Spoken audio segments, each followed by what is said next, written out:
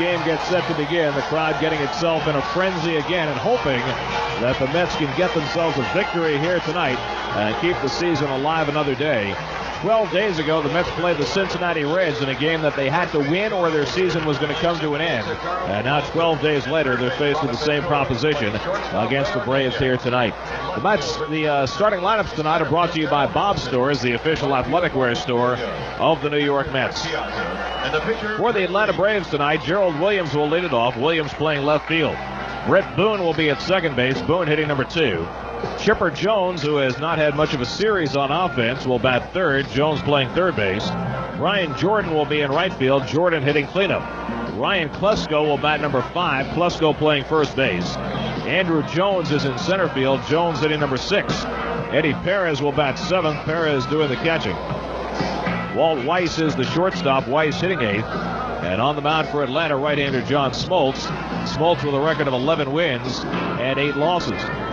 Well, this game is set to begin in a couple of minutes, but apparently nobody told Rick Reed. The Mets have taken the field. Reed is just now walking in from the bullpen, having just barely completed his warm-up tosses. He's heading toward the dugout. He's probably going to take a few minutes and then head out to the mound. So somebody did not inform Rick Reed as to when this game was actually supposed to start. The original starting time was 7:42. Television pushed it back by 8 minutes to 7:50. It's 7:49 right now, and obviously we're going to be a little late because Reed has just gone into the dugout and is not close to beginning his warm-up tosses. For the Mets tonight, Ricky Henderson will lead it off. Henderson playing left field. John Olerud again will hit number 2 in the order. Olerud playing first base. Edgardo Alfonso again will bat third. Fonzie went 0 for 4 and struck out 3 times, batting third last night. He'll be at second base. Mike Piazza does the catching. Piazza hitting cleanup. Robin Ventura back in the number 5 hole tonight. Ventura playing third base. Darrell Hamilton will be in center field. Hamilton hitting number 6. Roger Cedeno will bat 7th. Cedeno in right field.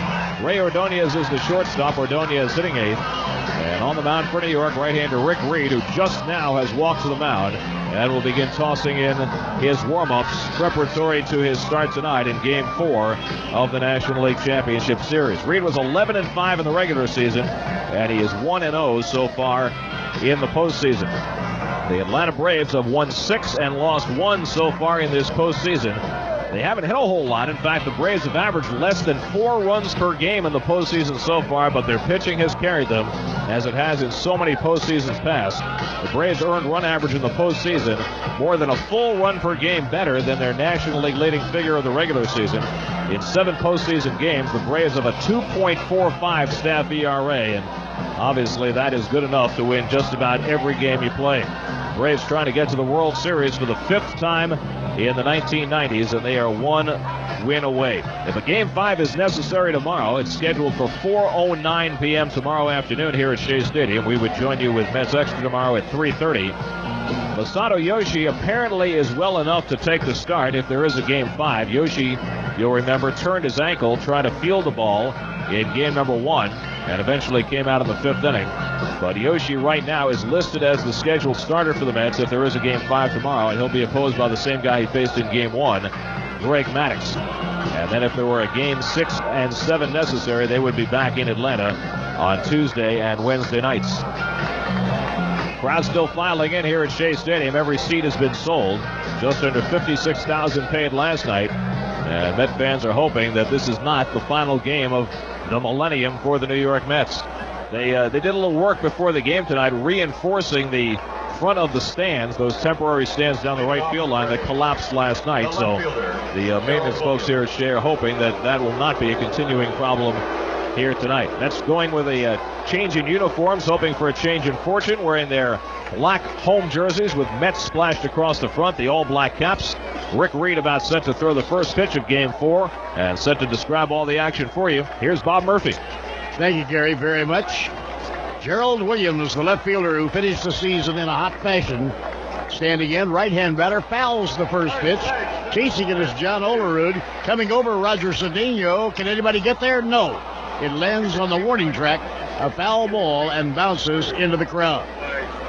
So the very first pitch of the game is fouled off by the speedy left fielder, Gerald Williams, who's done a terrific job since being moved into the leadoff spot of the batting order by Bobby Cox. Braves have just battled and beat up on the Mets all season long. They won 9 out of 12 in the regular season, and they've won the first 3 of the League Championship Series. 12-3 against the Mets this year. Now the pitch by Rick Reed. High pop fly into right field. Roger Cedeno calling. He has an easy play. He moves under it and makes the catch. Williams retired. The second baseman, Brett Boone. The number 2 hitter is the second baseman, Brett Boone. The Mets defensive alignment is brought to you by Medico Security Locks. Don't accept imitations. Ask for it by name. Medico. John Olerud playing first. Edgardo Alfonso at second. Ray Ordonez at short, and Robin Ventura is at third. Now the pitch. Fastball strike on the inside corner. Ricky Henderson in left field. Darrell Hamilton in center, and Roger Cedeno around at right. The catcher is Mike Piazza, and the pitcher is Rick Reed. Swinging a foul ball. He went after a curveball, just barely got the bat on it. Now a 2-strike count on Brett Boone. Boone in the LCS, 2 hits in 12 times at bat. Eddie Perez has been Atlanta's best hitter in the League Championship Series. Swinging and a miss, struck him out with a curveball. What a terrific looking curveball. The third baseman. Watching Rick Reed these last 4 or 5 starts, he is back to the Rick Reed of 1997 and 98. This is the pitcher who had some of the best control in baseball last year, able to throw that fastball anywhere he wants and getting that curveball over. That curveball is a great looking pitch. Now you can hear from the crowd that Chipper Jones is standing in to do the hitting. They've been pitching around Chipper Jones consistently with the LCS. Curveball just missed. Chipper has only 1 hit in 7 times at bat, but he has been walked 5 times. So they're trying not to give him anything good to hit. He was so hot coming down the stretch at the end of the year. Ground ball right at Edgardo Alfonso. He's got it. Throws to Olerud. The inning is over. Beautiful 1-2-3 inning for Rick Reed. No runs, no hits, nobody left on. Middle of inning 1 at Shea Stadium, no score. Last night, Gary, was he threw out not 1, but 2 base runners at second base. In consecutive innings after going the entire season without a single outfield assist. That was one of the most stunning defensive performances you're ever going to see in a postseason game. And we saw another great throw by Melvin Mora from the outfield, nailing a runner. That one a little bit less of a shock. And that's the one that Mike Piazza took the hit on from Brett Boone. Fortunately, he had the ball in time because it was such a good throw for Melvin Mora. He was able to brace himself for the collision he knew was coming. But he got clocked. He took a shoulder right in the chin. And I'll tell you what, it was very surprising, and it's still surprising to me that Mike Piazza was allowed to stay in the game with a concussion. Now Ricky Henderson standing in against John Smoltz. And the first pitch is high. It is ball 1. John Smoltz, 12 years in the big leagues, has won 157 games for the Atlanta Braves. And the pitch by the veteran right-hander, a fly ball into the air to left field. Gerald Williams will be under it, and he makes the catch for the out. So Ricky has flied out. The first baseman, John Smoltz, is a remarkable competitor. He loves to get the ball in postseason play. And as Gary mentioned, he's the winningest pitcher in postseason play. He has won 12 and lost only 3. In the League Championship Series, his record, 6 wins and only 2 losses. Now here's John Olerud. Bobby Valentine has him batting second again tonight. Over at the knees for a strike call. You know, the Mets finished second best in the National League in team batting average in the regular season. They batted .279. Swing and a foul ball back into the crowd. But the Braves pitching has been so incredibly good. That's hitting only about 181 as a team in this League Championship Series. You just cannot score enough runs and win games when you're batting 181 as a team. Olerud, Ventura, Piazza, they've all been held in check. Giamni made him right on the fist and a foul ball back into the crowd. Well, it's legitimate to expect that your team batting average is going to go down in postseason when you're facing the better teams, but for it to drop off 100 points, well, that's obviously too much, and you're not going to get enough runs to win that way.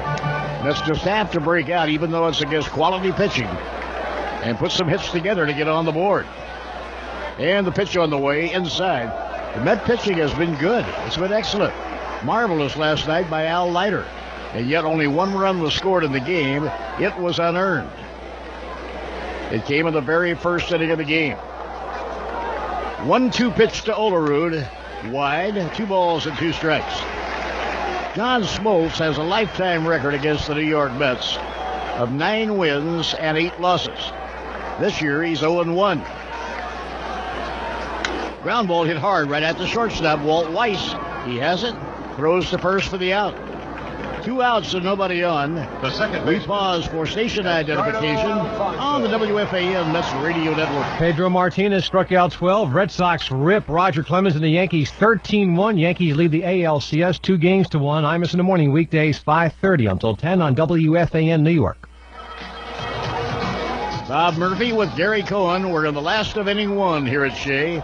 Crowd of better than 56,000 on hand. Pitch on the way. Swing and a miss by Edgardo Alfonso, strike 1. In past years, when you watch John Smoltz on the mound, he would come straight overhand. A power pitcher. Now, because of the woes with his elbow, he's dropped down and is using a 3/4 arm motion. Towering high fly ball into shallow center field. Andrew Jones has time to walk and be under it, and he makes the catch. And the Mets go very quickly and quietly in their half of the first inning. After 1 inning at Shea, no score on the WFAN Mets Radio Network.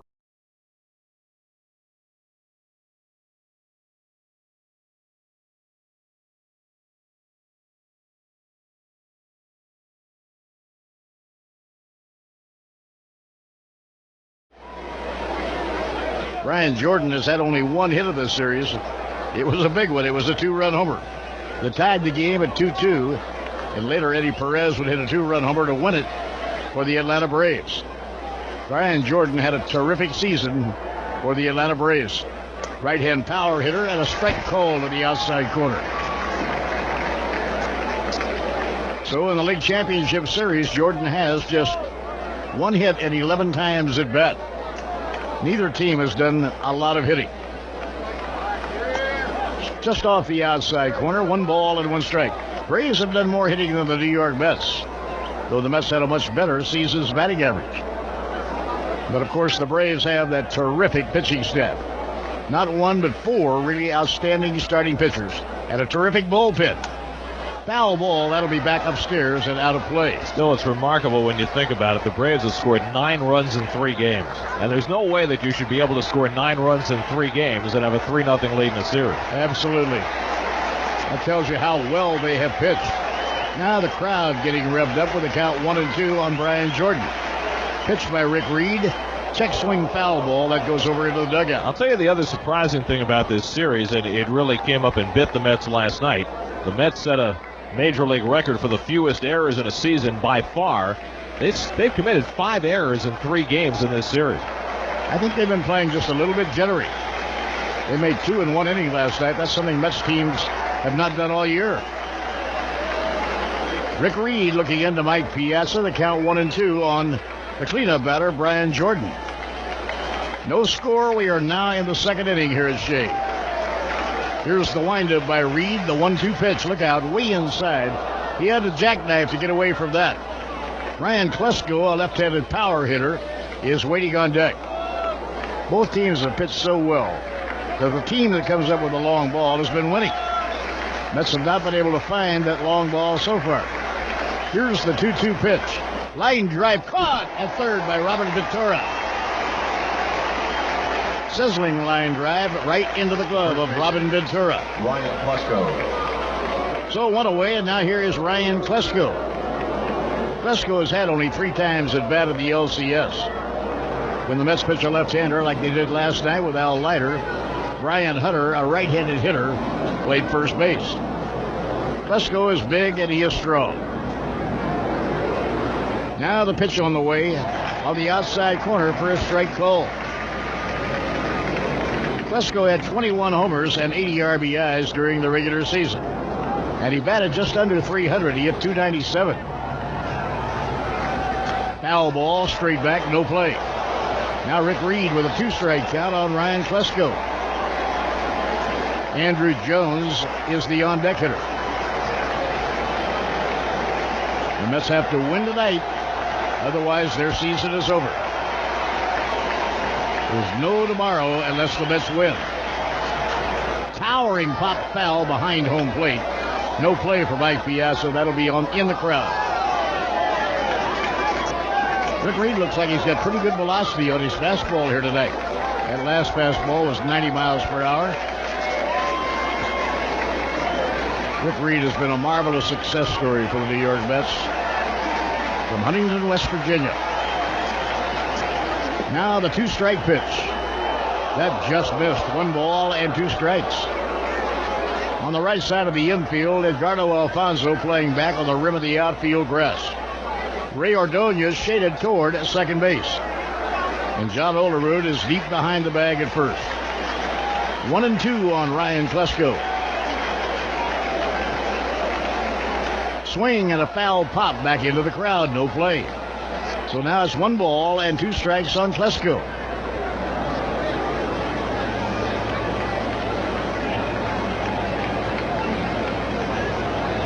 Braves have won 12 of 15 from the New York Mets. 9-3 during the regular season. Mets won only 1 game at Turner Field. Next pitch by Reed. Foul ball again back toward the crowd, out of play. Sometimes it's baffling to try to understand why a certain club can be so difficult for a team. But when you're playing the Braves, you know why it's tough. It's because of their starting pitching.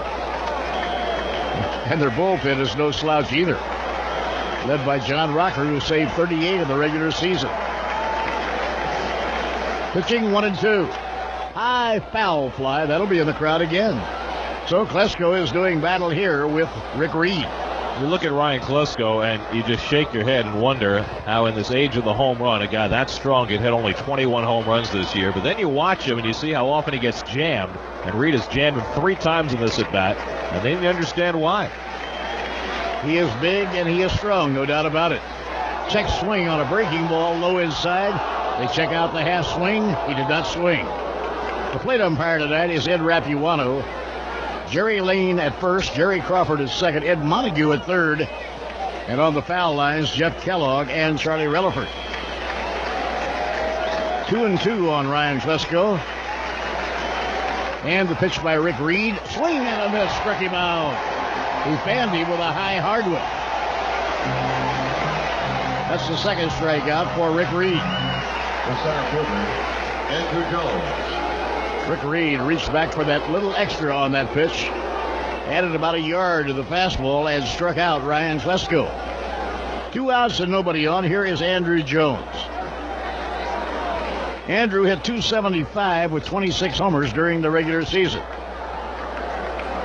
Andrew 3 for 10 so far in the league championship series, and the pitch low away. 1 ball, no strikes. If the Braves win tonight, they clinch the National League pennant. They go to the World Series. Swing and a high pop foul. Might be playable. Mike Piazza gets rid of the mask. He's under it waiting. Makes the catch. And the inning is over. Terrific inning for Rick Reed. No runs, no hits, nobody left on. Middle of the second now, Shea. No score on the WFAN. That's Radio Network.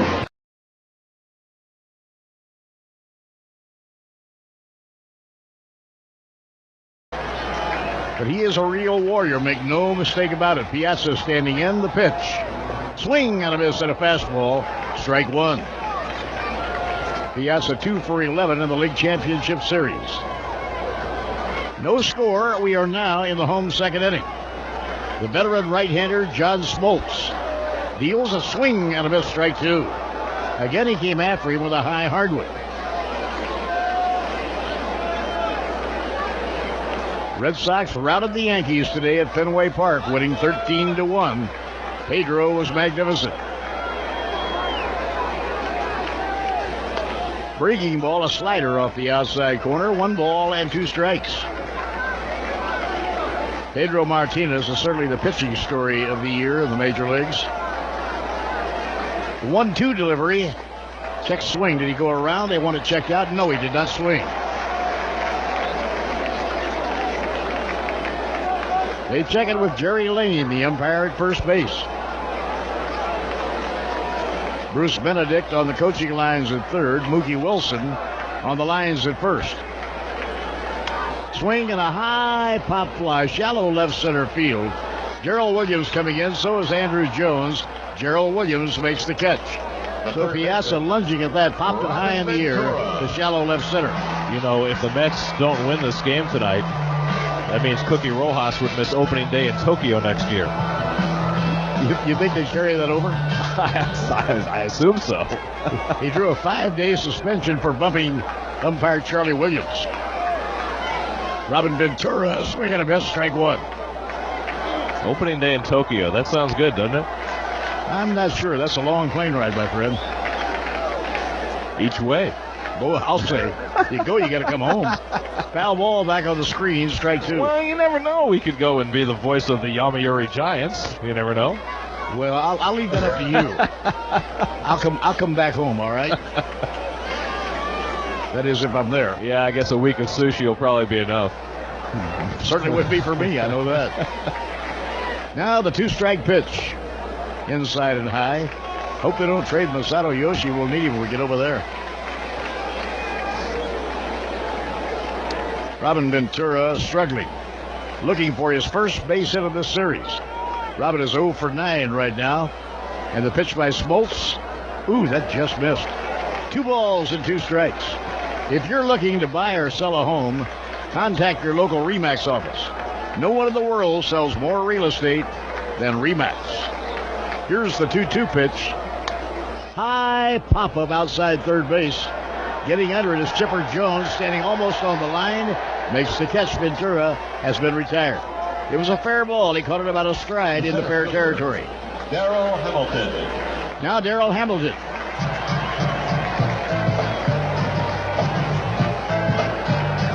Darrell hit .315 during the regular season. 9 homers and 45 RBIs. Real valuable pickup engineered by General Manager Steve Phillips, getting Hamilton from the Colorado Rockies. And a strike call to the outside corner. Hamilton was hitting over 300 for the Rockies.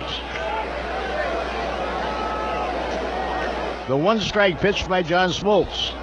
And that's over at the knees for a strike call. The way Smoltz is looking, Rick Reed will have to stay right on top of his game for the Mets to have a chance in this ballgame.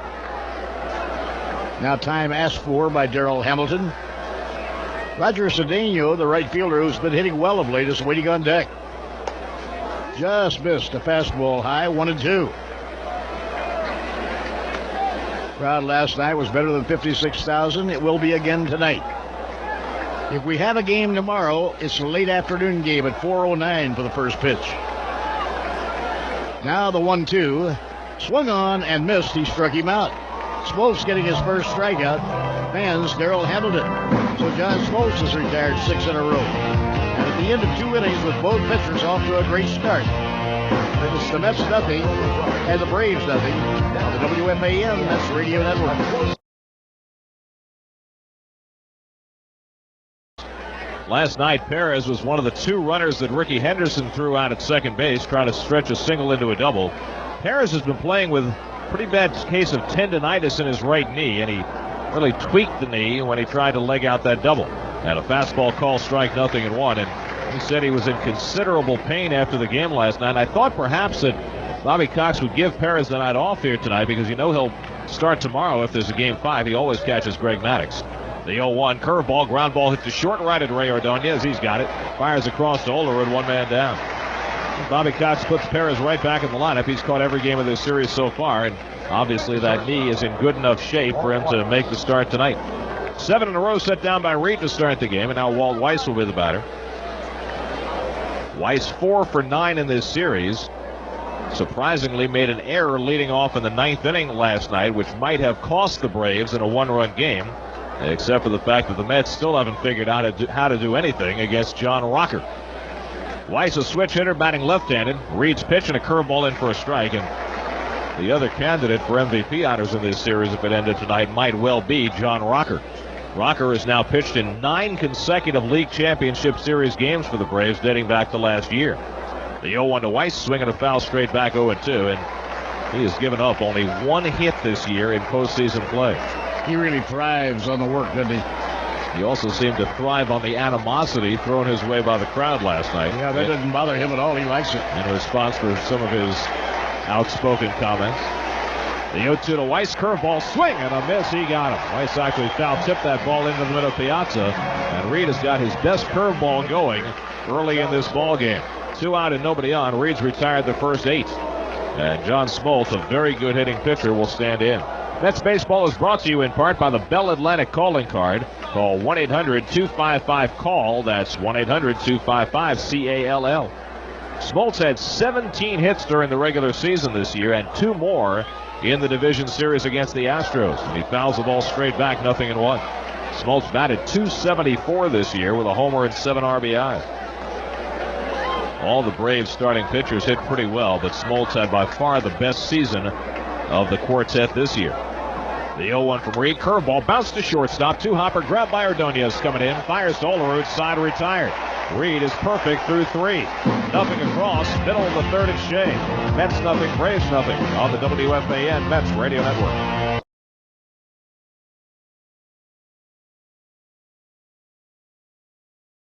Cedeno having a good series. Takes the pitch high 1-0. Roger 3 for 7 in the series. And in postseason play so far this year, Roger's hitting .357. Mets would love to get him on to start this 3rd inning and give him a chance to do some running. The corners pinch in.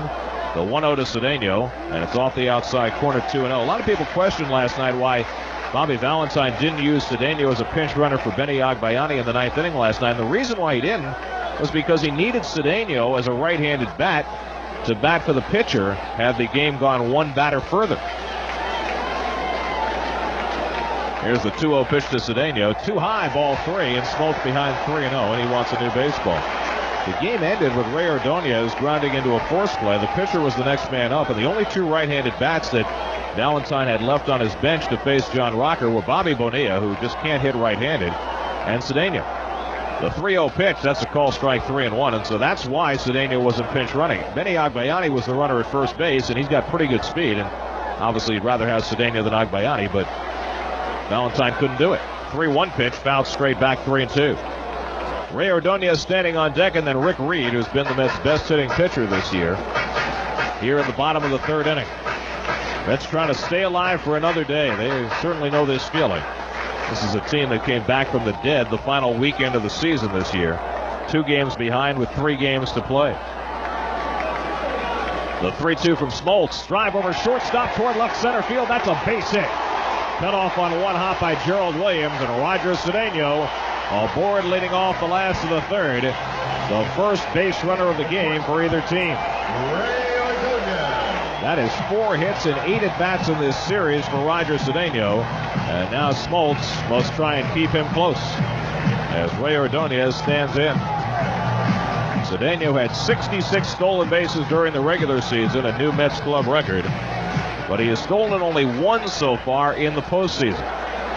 He will certainly be thinking stolen base here. The Mets have had such trouble generating offense that you use every weapon at your disposal. And a throw to first and diving back to the bag, Cedeno.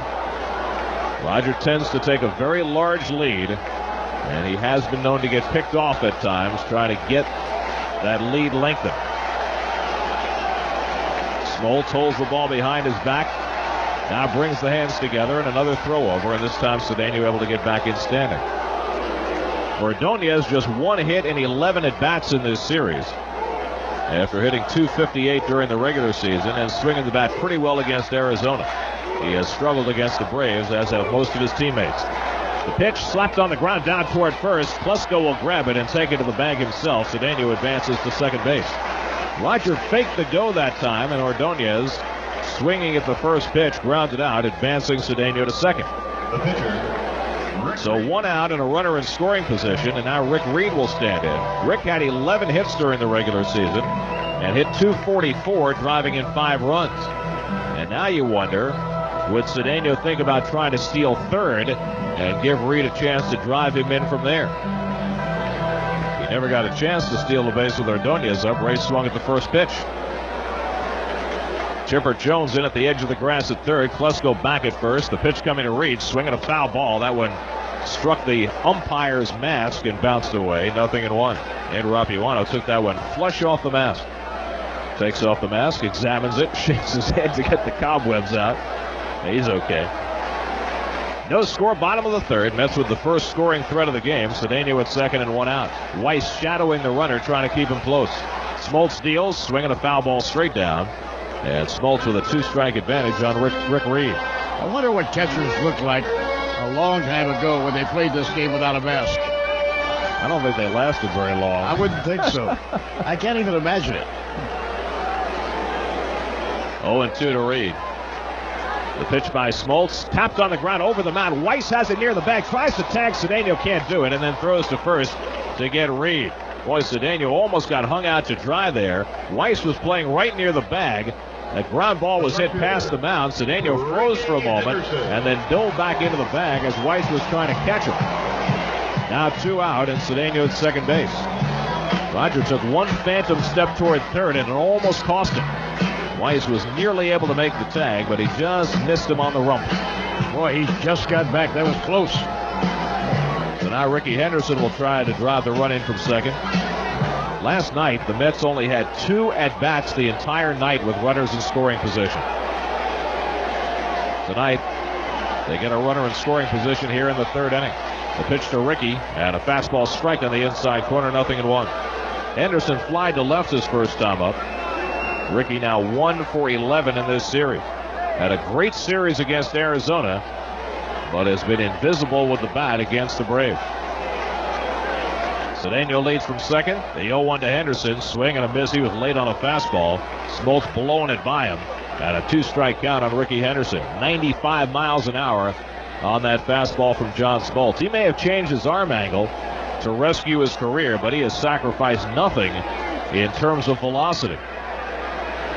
The outfield straight away against Henderson and shallow. Smoltz with the 0-2. Fastball a little bit high. 1 ball and 2 strikes. John Smoltz bidding for his 13th career postseason win. He's won more postseason games than anybody in history. Benefiting from an era where you play 3 rounds of playoffs for a team that's there every year.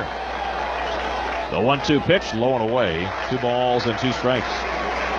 Smoltz has won 4 games in the division series, 6 games in the league championship series, and 2 more in the World Series. The best game he ever pitched in the World Series, he didn't get a win. That was the one against Jack Morris, wasn't it? Game 7 in 1991, the first year that this Braves team got to postseason. And they've been back every year since. 2-2 pitch, swing and a miss again. Henderson late on the fastball, and Smoltz strikes him out to end the inning, stranding Cedeno at second base. Second strikeout for Smoltz. No runs, a base hit, and a man left on. And 3 in the books now at Shea. The Mets nothing, the Braves nothing on the WFAN Mets Radio Network.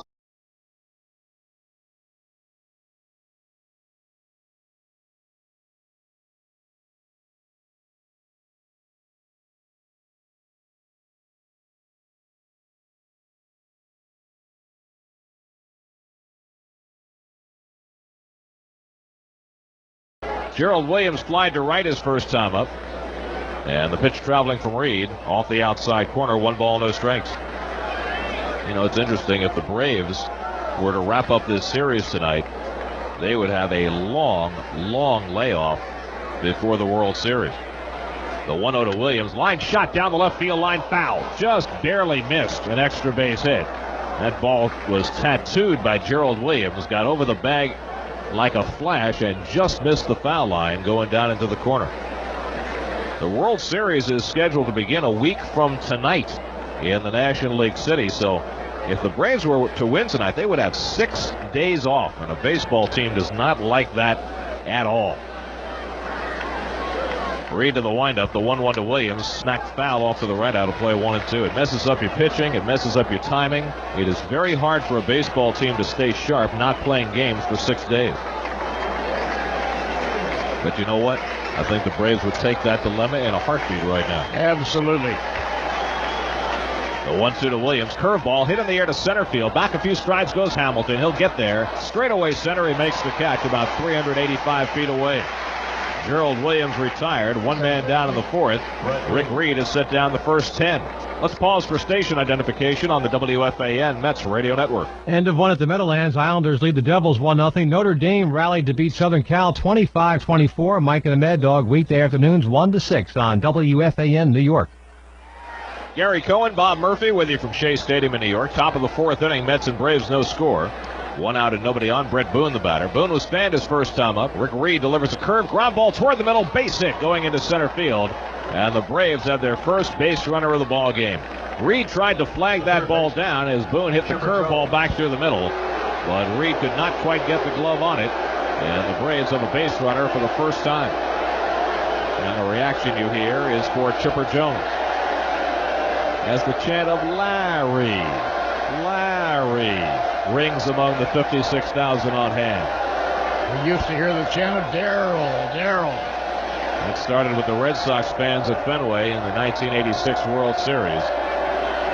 They loved to get on Chipper Jones. Throw to first not in time. It was Chipper, after the Braves concluded their series here at Shea in late September, who publicly told the Met fans to, quote, get your Yankee gear on. Well, the Met fans are still wearing their Met gear. Here's the pitch to Chipper. This is the outside corner. 1 ball and no strikes. Larry Wayne Jones, Jr.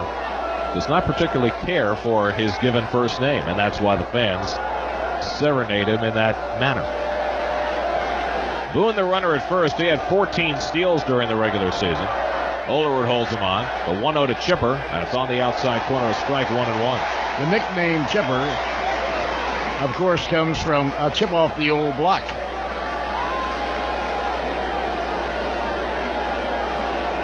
The infield tilted a bit toward the right against Chipper, batting left-handed. The outfield plays him straight away. Chipper's bat has been cold in the postseason after a great September run. There goes Boone, the 1-1, swing and a miss. Throw to second by Piazza, the tag by Ordonez, and he's out! A high throw by Piazza, but Ordonez brilliantly brought it down on the foot of Brett Boone. Boone is thrown out trying to steal. 2 out and nobody on. Sensational tag by Ray Ordonez. That ball was way up. He had to reach up to get it. And the speed that he reached up and then came back down was terrific. So now the crowd really revved up. 1 and 2 on Chipper Jones. Reed swings into the windup. The pitch on the way. Swing and a miss. He got him with a curveball. Reed strikes out Chipper Jones. And the inning is no runs, 1 hit, and nobody left. Middle of the fourth now at Shea. Mets nothing, Braves nothing on the WFAN Mets Radio Network. We're going to the bottom of the fourth inning. The Mets and Braves no score. Each team with 1 base hit. Leading off the inning. The 1 base runner for Atlanta, Brett Boone, erased when Mike Piazza and Ray Ordonez hooked up to throw Boone out as he attempted to steal. John Olerud will lead it off for the Mets in the bottom of the fourth inning. Olerud hitting second in the order for the second straight night after not hitting second in the order all season. He grounded out to shortstop his first time up tonight. John is now 2 for 12 in the series. The Mets have now had 19 hits in this series. Pitch taken low, 1 ball and no strikes. They out-hit the Braves last night 7-3, but all 7 hits were singles. The 1-0 to Olerud, and it misses outside, and Smoltz behind 2-0. Edgardo Alfonso on deck, and then Mike Piazza here in the bottom of the fourth trying to get something done against the 32-year-old right-hander from Michigan, John Smoltz. Smoltz started out in the Detroit Tigers organization, dreamed of pitching for his hometown team. The 2-0 to Olerud, and a drive in the air to left field. Back goes Gerald Williams. He has it lined up, and Williams makes the catch. Olerud retired, 1 man down. John Smoltz was pitching for Glenn Spalls in the AA Eastern League in 1987. When a trading deadline deal between the Braves and the Detroit Tigers changed Smoltz's fate. The Tigers were in a race that year in 1987. They needed a veteran pitcher, and the Braves had a crusty veteran named Doyle Alexander. And they traded Alexander for John Smoltz. Pitch to Alfonso and a call strike, 0-1. And it's a deal that worked for both teams because Doyle Alexander down the stretch in 1987 went 9-1 and helped the Tigers win the American League East that year. The 0-1 to Alfonso, low and away, 1 ball, 1 strike, but the Braves got the long-term benefit. The next year, Smoltz was in the big leagues, and he's now won 157 regular season games and 12 more in the postseason for Atlanta. The 1-1 to Alfonso, and it's taken high and tight of fastball as he held the swing, and he went around, they say. Oh, my. Jerry Lane, the first base umpire, says strike, and it did not appear as though Alfonso went around. 1 ball and 2 strikes. Mike Piazza stands on deck. Oof, judging from a replay, it sure looked like he stopped the swing. Now Smoltz out of the windup. 1-2 to Alfonso. Fastball just outside. 2 balls, 2 strikes. Those kind of trades are made every year, but seldom do they work out as well as this one worked out for the Atlanta Braves when they got John Smoltz. Well, both teams got what they wanted. One got the short-term benefit, and one got a great long-term benefit. 2-2 pitch, swing and a miss. He got him. Smoltz threw a fastball by Alfonso. That's his 3rd strikeout. Fonzie, who had been the Mets' hottest hitter in the postseason, moved into the number 3 spot in the batting order last night by Bobby Valentine. He went 0 for 4 last night and struck out 3 times. He's gone 0 for 2 tonight with a strikeout. Bobby said after the game last night that anybody who thinks that Alfonso didn't hit last night because he was batting 3rd is dumb. Here's the pitch to Piazza, 1-0. Well, that may well be, but every time Alfonso's been moved out of that number 2 hole this year, he has not hit. And it's the case again here tonight. And if the Mets don't win here tonight, it'll be too late to do anything about it. Yep. Piazza fly to left his first time up. Mike now 2 for 12 in the series. Both the hits came last night. Singles against Tom Glavine. Both came leading off innings, but each time the Mets were unable to do anything with it. 1-0 to Piazza. Fastball strike down the middle. 1 ball, 1 strike. Has to feel good to Piazza to throw out a base runner. Trying to steal. Braves have been 5 for 5 against Piazza. The only base runner thrown out before this game in the series. Kenny Rogers threw one out himself. The 1-1 pitch, swing and a miss. 1 ball, 2 strikes. Scouting report is you run against Piazza. And Piazza didn't make the best of throws to get Brett Boone, but when you got Ray Ordonez on the other end, you tend to get a whole lot of help. Smoltz with a 1-2 pitch. Bloop foul back this way and out of play. Still a ball and 2 strikes on Piazza. If we have a game 5 tomorrow afternoon, it is scheduled to begin at 4:09 in the afternoon. 3:30 for Mets Extra tomorrow. Masato Yoshi is scheduled to pitch for New York, assuming that his tender ankle holds up. If not, Oral Hershiser would be set to go. But it looks as though Yoshi would be able to pitch, and Greg Maddux would go for the Braves. Piazza waits. The 1-2 from Smoltz. Hit foul off to the right out of play. Still a ball and 2 strikes.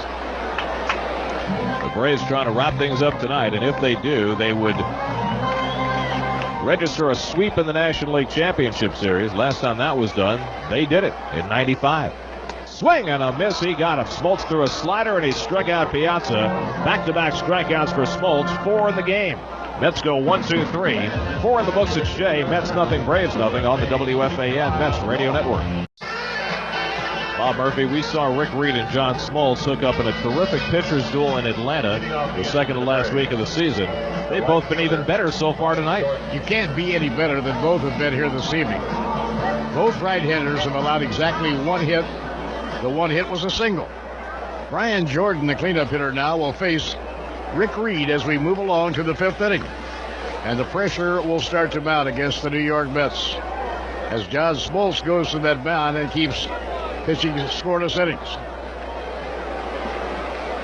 Jordan lined out to 3rd, his first time at bat. Fly ball hit to right field. Galloping toward the foul line, Cedeno, he'll be under it. Puts it away for the out. So Brian Jordan sees only 1 pitch and flies out to right field. If you're looking to buy or sell a home, contact your local RE/MAX office. No one in the world sells more real estate than RE/MAX. Now here's the big left-hand hitter, Ryan Klesko.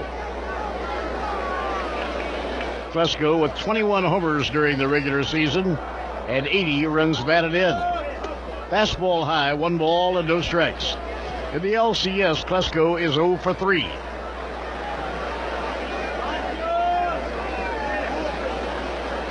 And as Gary mentioned, if the Mets can win this one tonight, Masato Yoshi would go to the mound in the late afternoon game tomorrow here at Shea. The 1-0 pitch to Klesko. Foul ball. That's back upstairs. No play. 1 ball and 1 strike. Klesko was struck out his first time up. Rick Reed has not walked a batter. He has struck out 4. He has allowed only 1 hit. He retired 10 straight at the start of the ballgame. 1-1 pitch. Ground ball right side of the infield. Alfonso in front of it. Grabs it. Throws to Olerud. 2 men down. So 2 outs and nobody on in the visiting 5th inning. And the hitter coming up will be center fielder Andrew Jones. Andrew fouled out to Mike Piazza, his first time at bat. Andrew hit .275 during the regular season. 26 home runs and 84 runs batted in. Terrific center fielder Andrew Jones from Curacao. And the pitch on the way. A little bit high, 1 ball and no strikes. The Mets have to win tonight or their season is all over. Rick Reed checking it out with Piazza. Ground ball hit down to third. Picked nicely by Ventura. The long throw got him and the inning is over. Nice pick by Robin Ventura. That ground ball was hit pretty hard. No runs, no hits, nobody left on. Now we've come halfway, midway in the 5th inning. Mets nothing and Braves nothing on the WFAN Mets Radio Network. Ventura looking for his first base hit of the series. Robin is hitless in 10 times at bat. Mets have now gone 14 straight innings without a run. Got to go back to the 8th inning of Game 2 when Edgardo Alfonso doubled in a run. Brave pitching has just slammed the door on the New York Mets hitters. This is a team that had a .279 team batting average for the regular season. Pitched by John Smoltz and a strike call let her high. Very comfortable tonight at Shea Stadium. Not too cold, very little breeze. Swing and a high foul ball winding up in the stands. Weather forecast is not really good for late afternoon tomorrow. Well, you got the remnants of that hurricane coming up the coast, and hopefully it'll veer out to sea. Now Ventura taps the big end of the bat on the plate.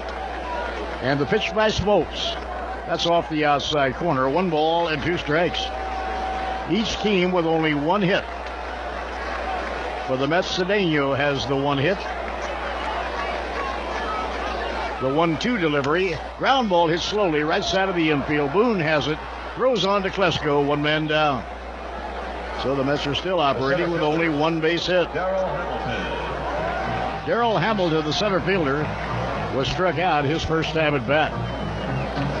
From the top to the bottom of that Mets batting order, nobody is really hitting. Well, you know, this goes all the way back to the beginning of that Braves series 10 days before the end of the season. Anytime you go up against this Braves pitching staff, you're not going to do much hitting. I mean, the Braves put the Mets in a slump sweeping those 3 games at Turner Field. The Mets went into Philadelphia. They didn't hit at all in that series. They came back to Shea. They had 1 game they hit in that series, and then they played the Pirates that final weekend. They had 1 good game with the bat against Greg Maddux, and that's been it. But even against the Pirates, when they swept, they did that more with pitching than they did with hitting. Winning run came home on a wild pitch in that final game of the series with Pittsburgh.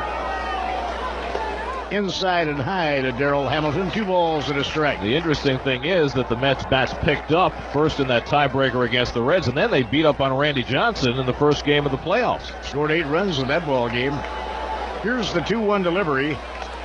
Strike call to the outside corner. So it's 2-2 to Darrell Hamilton, the center fielder. The Mets absolutely have to win tonight or the season comes to an end. Now the 2-2 pitch. Strike 3 call to the inside corner. Darrell Hamilton did not jump back, and he's unhappy with that call by the plate umpire, Ed Rapuano. Darrell Hamilton is really voicing his displeasure, and Rapuano is saying, don't push this too far. Those 5 strikeouts now for John Smoltz. I thought Ed Rapuano handled that extremely well. Took off his mask, basically told Hamilton, look, stop right now, go back to the dugout. That is 8 in a row retired by John Smoltz. 2 outs and nobody on. Roger Cedeno has been the only Mets base runner in this ballgame. Cedeno singled to left center in the third. So Roger Cedeno standing in. Roger with 4 hits and 8 times at bat. Outside and high, 1 ball and no strikes.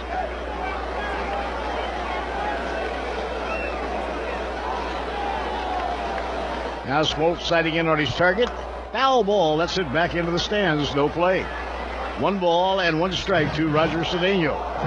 Roger, a switch hitter, batting left-handed against the right-hander, John Smoltz.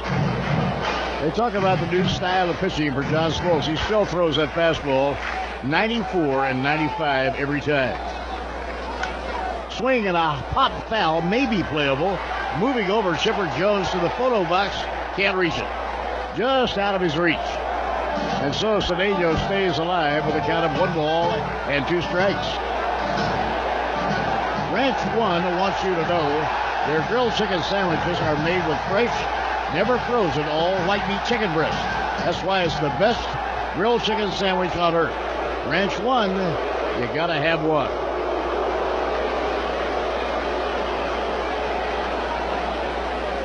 Just missed the inside corner. Hilarious moment here at Shea a moment ago. Chipper Jones went over to the railing, couldn't catch that foul ball. It bounced onto the field. Chipper picked it up and tossed it into the stands, and the crowd started roaring, "Throw it back, throw it back." And the guy wouldn't throw it back. He still has the ball. Now the 2-2 pitch. Low inside. Hey, you don't want a ball from Chipper Jones, right? Full count 3-2 on Roger Cedeno. He said you're supposed to be wearing Yankee gear. Well, John Rocker went over and signed autographs for a couple of young Mets fans. Yes, he did. Didn't quite calm the crowd down, though. No, I don't think so. Oh, they're yelling, "Throw it back." Here's the pitch on the way, fouled back into the stands, no play. You know, you got to love the enthusiasm. It's really great. Boy, New York Mets baseball fans are so knowledgeable. They pick up on everything. They don't miss out on anything. Smoltz has a 3-2 count now on Roger Cedeno. 2 outs and nobody on. We're in the last half of the 5th inning. Now the payoff pitch. Ground ball hit toward third. Bad hop. Base hit going into left field. Cedeno gets a bad hop base hit. Third baseman Chipper Jones was standing there waiting to field it. It hit something and flew high and quickly out of his reach into left field. Well, Chipper was trying to play that ball off to the side. He did not make any attempt to get in front of the ball, and that ended up costing him because it went right over his glove when it took the bad hop. So it's a bad hop base hit for Roger Cedeno. Now Ray Ordonez will be the hitter. That is the 2nd hit for the New York Mets. Braves have had only 1. And a throw to first, the runner diving back. Cedeno tries to get a pretty good lead over there. He might very well be trying to steal a base in this spot. Well, Ordonez gave him no chance the last time, swinging at the first pitch. You would love for Ray to take a couple of pitches and give Cedeno a chance to steal. Ray usually will be hacking if it looks like something he can handle. But that doesn't help you any as far as stealing a base is concerned. Pitch out, but nothing was going. Well, that's the problem when you've got a base stealer hitting 7th in the order. If Cedeno could ever hit leadoff consistently, you can only imagine the number of bases he might steal with a legitimate number 2 hitter behind him. He would steal 90 to 100 bases, I'm sure. As it is, he's stolen 66 bases this year, usually hitting in the bottom of the order. And a throw to first by John Smoltz. Stole most of those bases the first half of the season. He really slowed down in the base stealing department the second half. Of course, for a good portion of that second half, he wasn't hitting much. But he has really turned it on, Cedeno has in the postseason. No score. We're in the last half of the 5th inning. There goes the runner, and a high fly ball hit to right field. Easy for the right fielder, Jordan, and he makes the catch. So the inning is over. Mets have been retired.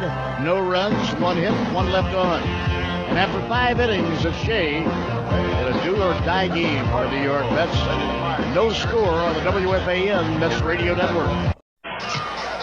Rick Reed and John Smoltz are in a dead heat so far here tonight at Shea Stadium. Both have been as good as you can be over 5 innings. Gary Cohen, I get the feeling, though, that the longer this game goes without the Mets scoring, the more pressure on the Mets. Well, unquestionably, the Braves have no need to win tonight except just to get things over with. The Mets need to win to save their season. A one advantage Reed has had over Smoltz so far, he's been the more efficient pitcher. Smoltz has thrown 71 pitches through 5 innings. Reed has thrown an incredible Greg Maddux-like 46 pitches in the first 5 innings of the game. Eddie Perez will lead off for Atlanta in the 6th against Reed. Perez grounded out to short his first time up. Reed has worked to the minimum so far. The only base runner was Brett Boone, who singled to center in the 4th. He was caught trying to steal, and that's been it. So Reed has faced 15 batters and gotten 15 outs. Perez now 6 for 11 in the series, standing in from the right side against Rick Reed. Reed has had his outstanding control going here tonight. And the pitch traveling, fastball strike on the outside corner, 0-1. There have been 15 batters up. Only twice has Reed gone to a 2-ball count, never to a 3-ball count. That's how good his control has been tonight.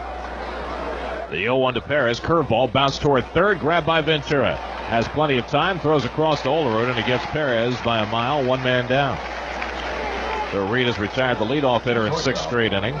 1 out and nobody on. Walt Weiss coming up. We'll step out for station identification on the WFAN Mets Radio Network. Second period at the Meadowlands. Islanders and Devils tied at 1. College football. Virginia Tech leads Syracuse 48-0 in the 4th quarter. Imus in the morning, weekdays 5:30 until 10 on WFAN New York. Gary Cohen, Bob Murphy with you from Shea Stadium in New York. Top of the 6th inning in Game 4 of the National League Championship Series. Mets and Braves, no score.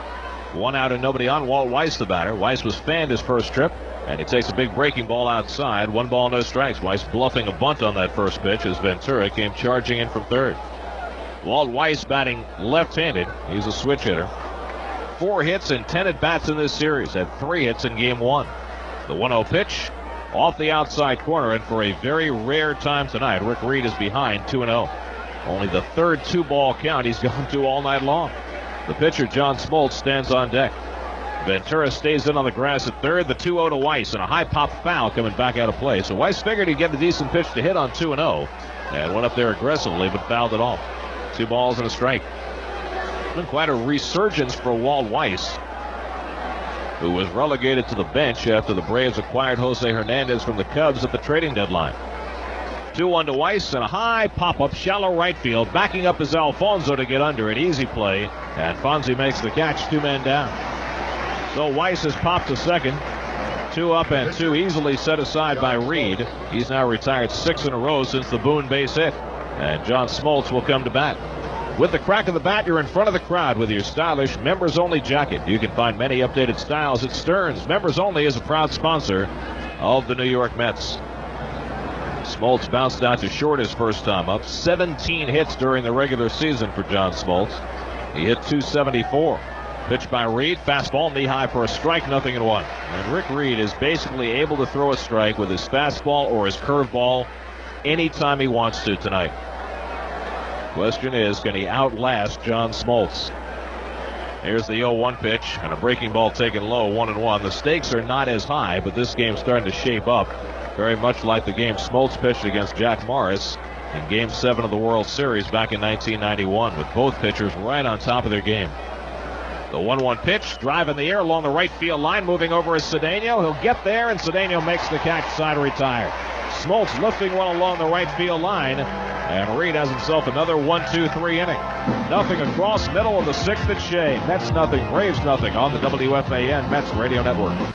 To the bottom of the 6th inning in a scoreless game. It has been as dominant a pitcher's game as you can possibly have. There have been only 3 base runners all night long. The Braves have had 1 base runner, a single by Brett Boone. He was caught stealing. The Mets have gotten 2 singles out of Roger Cedeno. He actually got to second base once. And that's the only time anybody's gotten a runner to second base. That came in the 3rd inning, but he was stranded there. Then he had a bad hop single in the 5th, but was left at first. Rick Reed, who has been just phenomenal tonight, will lead off against John Smoltz. Reed has winded his way through 6 innings, throwing only 55 pitches. He might be good for 12 or 13 innings tonight. The way the Mets offense is going, he may have to. Smoltz's pitch misses high, 1 ball, no strikes. Well, the Mets have shown no indication that they're going to break out and start hitting. Here's the 1-0 pitch to Reed. Fastball, call, strike, 1-1. Well, what the Mets need right now, they need a home run or they need a break. That's what they need. They need to get somebody on base and have the Braves make a couple of errors, or they need somebody to launch one. The 1-1 to Reed, swing and a miss at a fastball. 1 ball and 2 strikes. Ricky Henderson on deck, and then John Olerud. The Mets have hit only 1 home run in this series, and that came from, of all people, Melvin Mora. The 1-2 to Reed. Broken bat looper, shallow center, but back goes Boone, and he's there to grab it for the out. Reed broke his bat. Pieces scattered out in front of home plate, and Ed Rapuano, the home plate umpire, goes out to do some housekeeping. Boone was able to catch that looper for the first out. 1 away in the 6th, and here's Ricky Henderson. Ricky has flied to left and struck out. 0 for 2 tonight, and now 1 for 12 in this series. If there's a Game 5, it'll be tomorrow afternoon here at Shea. Masato Yoshi expected to go against Greg Maddux. We'd be on the air tomorrow with Mets Extra and Ed Coleman at 3:30. First pitch at 4:09. But the Mets have got to win to make that possible. Smoltz steals to Henderson, swing and a miss at a fastball. And Ricky's been late on Smoltz's fastball all night. His bat looked very slow, and Smoltz struck him out in the 3rd inning. Smoltz has been throwing 93, 94 miles an hour with his fastball. The 0-1 popped it up on the right side of the infield. Plesto making the call right at the edge of the infield grass, and he makes the catch, 2 men down. So Ricky with a weak pop up to first, and Smoltz continuing to dominate the hitters. 2 out and nobody on for John Olerud. Olerud is 0 for 2. He's grounded out to short and flying out to left field.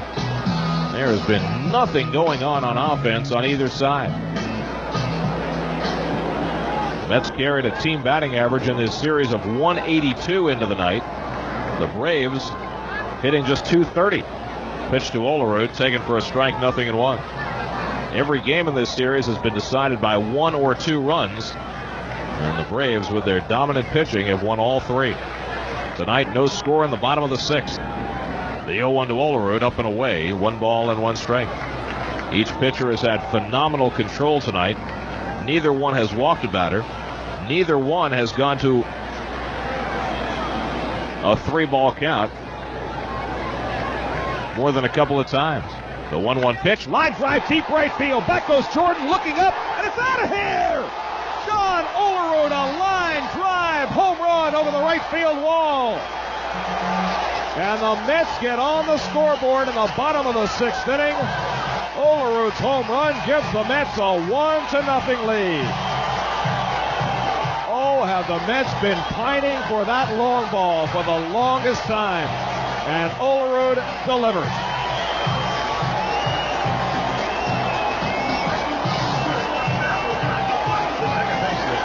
That was the explosive shot that you love to hear when you're a Mets fan. Only the 2nd home run the Mets have hit in this series, and Olerud got all of that one. John had been 2 for 13 in the series, but he hit an absolute bolt into the night beyond the right field wall, and that's got this huge crowd revved up now. They are up and chanting, "Let's go Mets." Leo Mazzoni, the Braves pitching coach, out to the mound. Smoltz had been throwing his fastball in the 93 and 94 mile an hour range, but that fastball was 89 miles an hour that Olerud hit out of the ballpark, so obviously Mazzoni's got some concern that Smoltz is beginning to lose a little bit here in the 6th inning. 1-0 New York. Only the Mets' 3rd hit of the game. Here's Edgardo Alfonso. Smoltz delivers, and a fastball knee high for a strike, 0-1.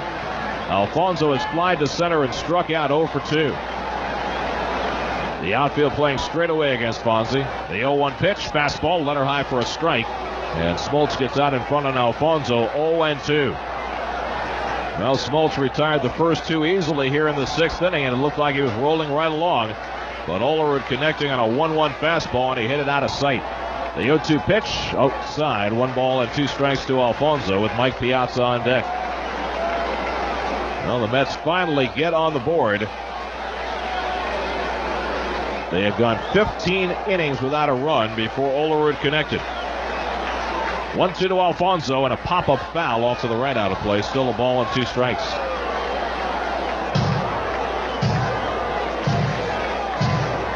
This is not the first time in the series the Mets have had a lead. Remember, in game number 2, they had a 2-0 lead behind Kenny Rogers. That went in a hurry. The 1-2 to Alfonso, missing high, 2-2. Mets carried a 2-0 lead into the 6th inning of that game, but Brian Jordan hit a 2-run homer. Eddie Perez hit a 2-run homer, and that was that. Mets were never able to recover. Now they've got a 1-0 lead in the 6th inning here in Game 4. Smoltz with a 2-2 pitch, outside and low with a slider, and now after getting ahead 0-2, Smoltz has gone to a full count on Alfonso. Fonzie has 3 home runs in postseason play. The crowd gets itself revved up. 3-2 to Alfonso. Swing and a miss. He got him. John Smoltz strikes out Alfonso for the 2nd time tonight. But the Mets finally break in front on the John Olerud home run. 1 run, 1 hit, and nobody left. 6 in the books now. It's Jay in Game 4. The Mets won, the Braves nothing on the WFAN Mets Radio Network. Rick Reed has been pitching brilliantly all night long, and now he finally has himself a lead to work with, although it is a very slim lead at 1-0 on John Olerud's 2nd postseason home run this season. The Braves have had only 1 base runner. Reed has worked to the minimum through the first 6 innings. And he'll face the top of the Atlanta batting order in the 7th, Gerald Williams, Brett Boone, and Chipper Jones. The only base runner for Atlanta, Brett Boone, a single to center that went right through the wickets on Reed. But Boone was promptly caught trying to steal, and that erased Atlanta's only base runner of the night. Gerald Williams is 0 for 2. He's flied to right and flied to center. The Braves no runs and 1 hit. The Mets 1 run and 3 hits. We now go to the 7th. The Braves had only 3 hits last night in their 1-0 win. Pitch to Williams, taken outside 1-0. And this is not a great offensive Atlanta team. They hit 197 home runs this year, and that was 4th in the league, but they were 9th in the league in team batting and only 7th in runs scored. The 1-0 pitch to Williams, fastball down the middle for a strike, 1-1. But what the Braves did so well this year, because their pitching is so good, they generally stayed close, and they won an enormous number of games in the 8th and 9th innings. Reed with the 1-1 to Williams. Curveball bends in for a strike. Reed has been able to throw that curve for a strike virtually any time he's wanted to tonight. And he is ahead on the hitter, as he has been all night long. 1 ball and 2 strikes to Gerald Williams. Reed out of the windup. Here's the pitch. Curveball bounced toward third. A step to his left. Ventura grabs the hop. Tosses to Olerud. 1 man down. Well, Reed retired the first 10 in a row. Gave up the single to Boone. And now has retired the last 8 in a row. And now here's Brett Boone. Boone hit a ground ball that went right between Reed's legs and into center field.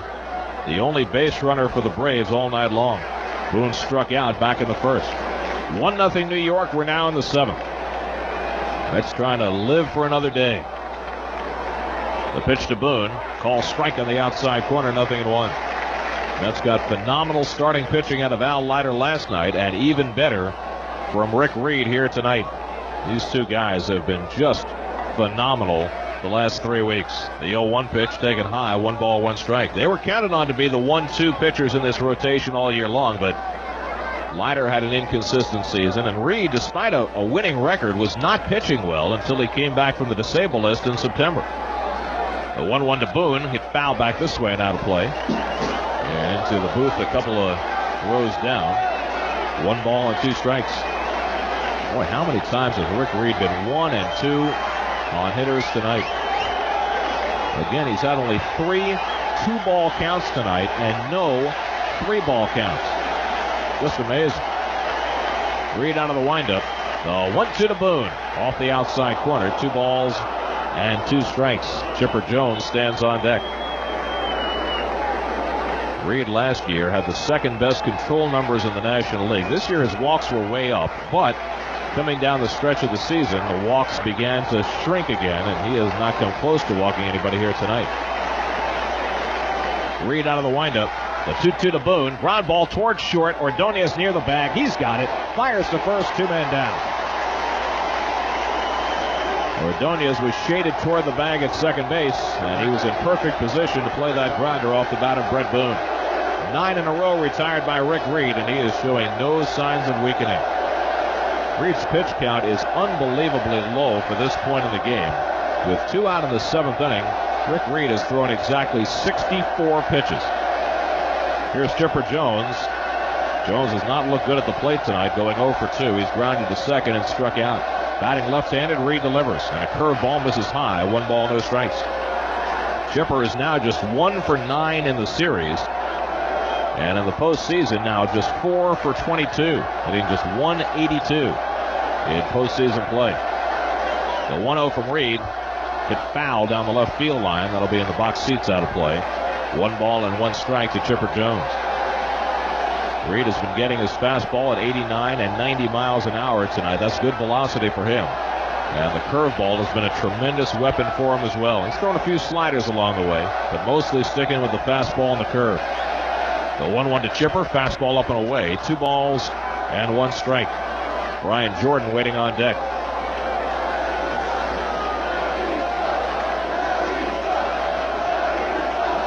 The outfield straight away against Chipper. Reed with a 2-1 pitch. Outside ball 3, and for the first time tonight, with 2 out in the 7th inning, Rick Reed has gone to 3 balls on a batter. He missed badly with that off-speed pitch. Looked angry at himself after he threw it, and now Reed goes to the back of the mound and bounces the rosin bag on his hand. Meanwhile, the home plate umpire, Ed Rapuano, goes to the backstop and retrieves a beach ball that had gotten loose. So now Reed in a rare spot tonight behind Chipper Jones, 3-1. He does not want to throw him a fat pitch with 2 out and nobody on. Here's the one by Reed, the 3-1 pitch. Swing and a miss. He threw a great pitch on 3-1. Low and on the outside corner. And he got Chipper Jones to swing through it. Now it's a full count. Boy, Reed has just been able to put the ball wherever he's wanted to tonight. Wasn't that terrific? Here's the line by Reed. The 3-2 to Chipper. Swing and a miss. He struck him out. Rick Reed threw a fastball by Chipper Jones. Came back from 3-1 to strike him out and preserve the lead. Second time he's fanned Chipper tonight. 5 strikeouts in the game for Reed. For the second time tonight, he's retired 10 in a row. Nothing across, middle of the 7th at Shea. It's the Mets 1, the Braves nothing. The 7th inning stretch is brought to you by the New York Racing Association at Belmont Park. The most exciting ride in sports. What a ride. You're going to the 8th inning here at Shea Stadium. With 70 brilliant pitches, Rick Reed has secured 21 outs. And now the question is, can he get the next 6 and get the Mets the first win in this series? Mets will make a defensive change as we go to the 8th inning, and Bob Murphy will fill you in. You know, Gary, Ricky did not want to come out of the game. He stayed around there even after Melvin Mora got out there. Well, I think Ricky was probably upset because he went all the way out to left field, only to have to walk off. That's a little bit embarrassing for a veteran player. Yeah, it is a little embarrassing. And, of course, Ricky last night had the 2 assists from the outfield. He's probably figuring he's ready for a Gold Glove now. Ricky was standing there after Mora got out there, and finally he pointed at himself and then got the answer from the dugout. He's saying, nobody told me. How come you're coming out here? I wasn't expecting to see you, Melvin. Well, here we go. Incredibly tense ball game. It is now the 8th inning, 1-0 New York. The cleanup batter, Brian Jordan, a power hitter, is standing in facing Rick Reed. And the first pitch, high fly ball hit pretty deep to center field. Back goes Hamilton to the warning track, and it may go. It's off the wall, an extra base hit. No, they signal home run. It is signaled home run. Brian Jordan has tied the game up. Brian Jordan ties it up with a home run. It looked like it bounced off, and it obviously hit above the fence and then bounced back on the playing field. The second base umpire, Gary Crawford, was out there. He made the call, and Brian Jordan, who's punished the New York Mets in this series, has tied this game up. Jordan, during the regular season, had 23 home runs. That is only the second hit allowed by Rick Reed. What a shot, and what a big home run for Brian Jordan. Ryan Klesko standing in now. And it's inside and high. 1 ball and no strikes. Well, Brian Jordan has only 2 hits in this series, but they are arguably the 2 biggest hits of the series so far. Both have been home runs to tie up ball games.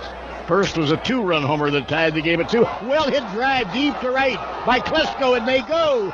Gone, a home run. Ryan Klesko, a line drive over the right field wall for a home run, and the Braves are out in front by a score of 2-1. So Rick Reed suddenly loses his magic.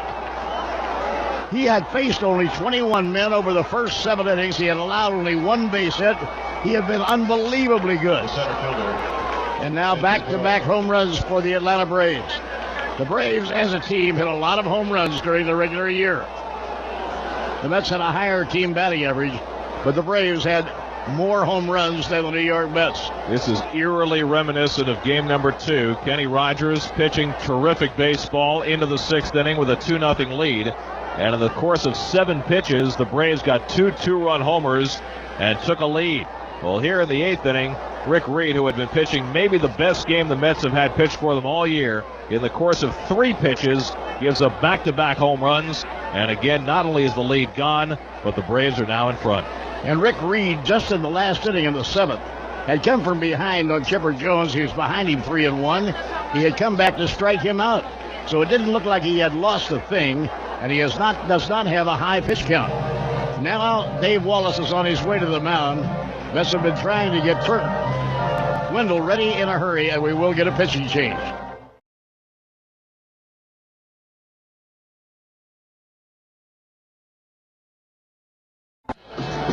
Turk Wendell, who was in 80 games during the regular season, will now make his 3rd postseason appearance, coming on to replace Rick Reed. Oh, Rick Reed's got to be sitting in that dugout absolutely heartbroken at this moment, Gary Cohen. Well, the air came out of the balloon all of a sudden for Rick Reed. He was as good as a pitcher could possibly be for 7 innings and only 70 pitches. And how can you explain how in the course of 3 pitches you give up 2 bombs? I mean, those home runs both were absolutely crushed by Brian Jordan and Ryan Klesko. Brian Jordan, a right-hand hitter.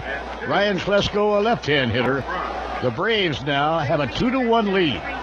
Turk Wendell replaces Rick Reed. Andrew Jones, the center fielder, will be the first hitter to bat against Turk Wendell. Now the Mets face the huge task of trying to come from behind against John Smoltz and perhaps John Rocker before this ball game is over. Rocker has given up nothing in 9 consecutive postseason appearances. High pop foul, probably in the crowd. Olerud coming over, looking for a play. Nope, it's a souvenir. Moments ago, the Mets were leading 1-0. And Rick Reed had pitched 7 innings and allowed only 1 hit, a single. That was by Brett Boone, and he was a race trying to steal. So Reed had faced only 21 batters over the first 7 innings. The pitch by Turk Wendell, high fly ball hit to right field. Should be easy. Coming on under it is Roger Cedeno. Makes the catch, 1 down. The catcher. Turk Wendell set a new Mets club record by appearing in 80 games during the regular season. With the crack of the bat, you're in front of the crowd with your stylish Members Only jacket. You can find many updated styles at Stearns. Members Only is a proud sponsor of the New York Mets.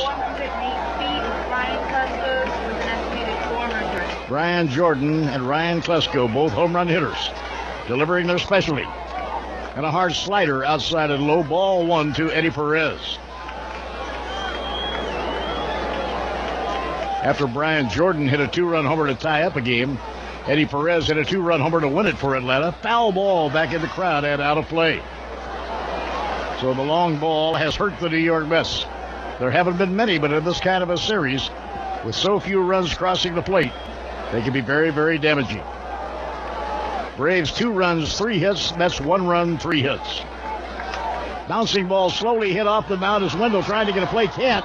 It's picked up by Ventura. Throws to first and got him. Oh, beautiful play by Robin Ventura. Turk Wendell came off the mound, made a dive for a weak ground ball. Couldn't reach it. It looked for sure then that the batter would get on base. But Robin Ventura came in, throwing off balance as he fell toward the ground.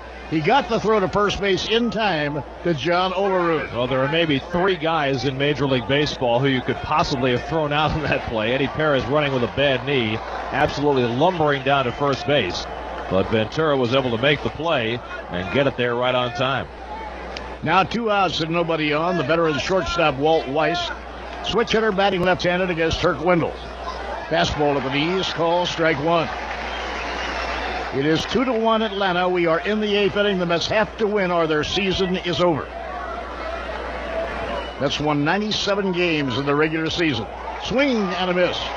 It has been a marvelous year for the New York Mets, but they'll be very disappointed if they go through a 4-game sweep here. Now the count, strike 2 on Walt Weiss. Kirk Wendell, who has been pretty effective all year long as a setup man, now winding.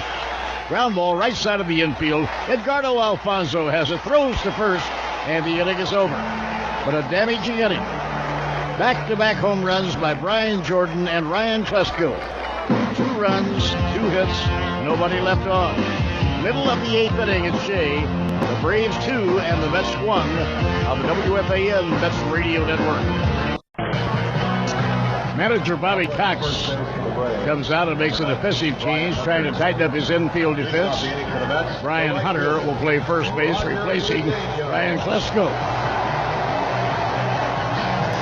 Roger Cedeno will lead off the last of the 8th inning. John Smoltz has allowed only 1 run, a home run by John Olerud, and just 3 base hits. The Mets now have only 2 innings left to resurrect their season. And the pitch to Cedeno. He thought about running up for a bunt. Lays off. Outside, 1 ball and no strikes. Chipper Jones playing it on the grass against the speed of Roger Cedeno. Matt Franco is out on deck to bat for Ray Ordonez. Schmaltz, 12-3 in postseason play, the best ever. The veteran right-hander from Michigan. 12 seasons with the Atlanta Braves. He's 32 years old. He is really a seasoned veteran who's been under all the fire you could be under. 1 ball, no strikes to Roger Cedeno. And the pitch. Again, he runs up, doesn't offer, and the pitch is over for a strike. 1 ball and 1 strike to Cedeno. Roger has 2 hits in the game tonight. Mets have had only 3. He has 2 of the 3. Now the 1-1 pitch. Swing and a miss. Smoltz has had his strikeout touch here this evening. He's been getting those strikeouts with a 94, 95 mile an hour fastball. Now the count is 1-2 on Roger Cedeno. Hit late, a foul ball back over the screen, no play. Count holding. 1 ball and 2 strikes. Really hurt the Mets offense tonight that both times Cedeno got aboard in the 3rd and again in the 5th. Ray Ordonez did not afford him the opportunity of trying to steal a base. If Roger can get on here, perhaps Matt Franco could be a little more patient and give Roger a chance. John Rocker is up in the bullpen now, along with Mike Rimlinger. Smash hit hard, base hit. Cedeno has his 3rd hit of the game. The tying run is on first base with nobody out. So Roger Cedeno really swinging the bat well. Now Matt Franco looking back into the dugout. Bobby Valentine might want to use somebody else here if he wants to bunt in this spot. Bobby Bonilla has come out on deck now. Well, Bonilla will not bunt, but they might put up perhaps Benny Agbayani, perhaps Sean Dunston, somebody who can do a little better job of bunting and save Matt Franco for later. I would guess maybe Sean Dunston. Or you can use a pitcher in this spot. Now Ordonez is going to bat for himself. That certainly makes sense. So they leave Ordonez in, and he will do the bunting. The tying run is on first base and nobody out. Last of the 8th inning, the Braves with a 2-1 lead. Back-to-back home runs for Atlanta from Brian Jordan and Ryan Klesko. Well, what you'd like to do ideally is to have Cedeno steal second and then bunt the runner over to third. But again, Ordonez has not given Cedeno a chance to steal so far tonight. Ordonez is 0 for 2 in tonight's ball game. He's grounded out and he has flied to right. Ordonez has been doing pretty well with the bat. His first at bat, he swung at the first pitch and grounded out. The second at bat, he swung while Cedeno was stealing. Now the stretch by John Smoltz. He bunts it in the air. It'll be caught, grabbed by the first baseman, Brian Hunter. So not a good bunt by Ray Ordonez. He popped it up. It was caught in foul territory, 1 man away. So that hurts.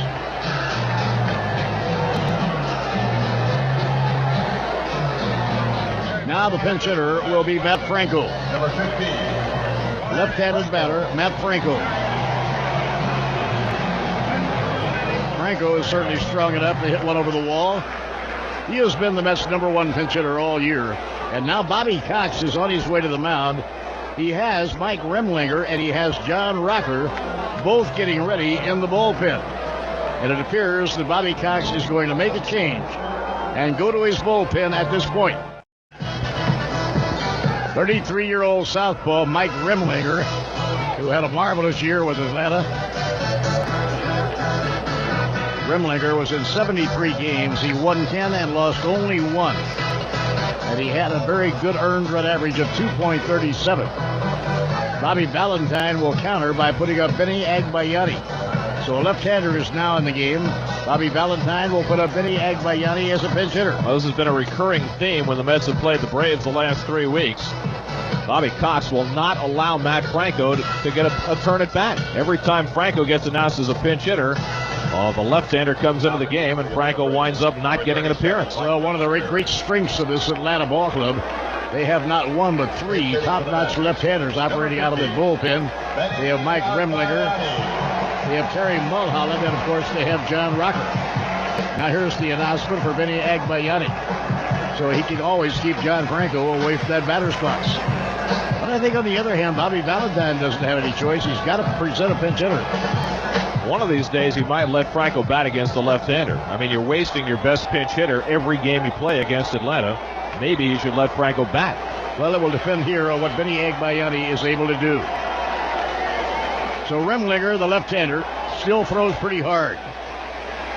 Benny Agbayani has the bat cocked outside high. 1 ball and no strikes. Mets trailing 2-1, home 8th inning. Tying run is on first base. Well, somebody in this inning has got to give Roger Cedeno a chance to steal a base. The way the Mets offense is going, you've got to use that weapon. Cedeno edging away. And Remlinger, the left-hander, looks the runner over. Now deals to the plate. Outside and low, 2 balls and no strikes to Benny Agbayani. The on-deck hitter is Melvin Mora, who replaced Ricky Henderson for defense in the last half inning. Agbayani taking his time now, looking down to Bruce Benedict on the coaching lines at third. 2 balls and no strikes. Throw to first. The runner gets back. So Cedeno was not too far off the bag that time. And the count goes to 2-0. Let's have another big right-handed bat in the dugout in Todd Pratt, who sent the Mets into the postseason with a dramatic home run off Matt Manti of the Diamondbacks. 2 balls and no strikes to Benny Agbayani. And the pitch on the way, foul ball. That'll come back into the stands and out of reach. Rick Reed, unbelievably good for 7 innings. He allowed no runs and only 1 hit. But at the top of the 8th inning, back-to-back home runs. Brian Jordan and Ryan Flesko. And the Braves, who had been trailing 1-0, suddenly were ahead 2-1. 2-1 on Agbayani. Benny, a right-hand power hitter. Swing and a miss. Breaking ball by Mike Remlinger. So the count is even now at 2 balls and 2 strikes. Remlinger has been around a long time and just in recent years has really blossomed as a very successful relief pitcher. John Smoltz watching from the dugout bench. The infield and the outfield are straight away. The count is 2-2. Now the pitch on the way. Swing and a miss. He struck him out. Remlinger strikes out Benny Agbayani. The left fielder. Now we go to the top of the batting order, and Melvin Mora will be the hitter.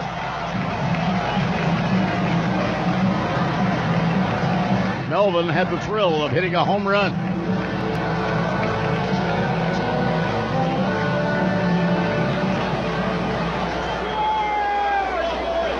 Melvin Mora spent most of the year playing for John Gibbons at AAA Norfolk, right-hand batter waiting. And the pitch by Remlinger is outside and low, 1 ball and no strikes. His first postseason base hit, you're right, it was a home run.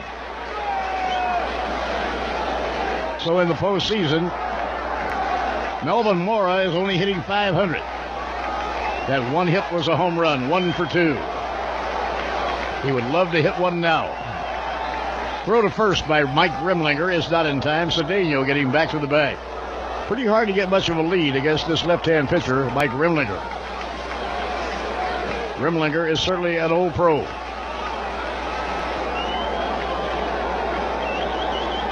Rimlinger at one time was a member of the Mets. 1 ball and no strikes on Melvin Mora. There goes the runner. The pitch is low. The throw is wide. Stolen base, Cedeno. Roger Cedeno steals second. And now the tying run is a base hit away. That was not a good throw at all by Eddie Perez. Throw was very wide of the second base side of the bag. So now the tying run is on second. 2 men away. The Mets need that so timely base hit.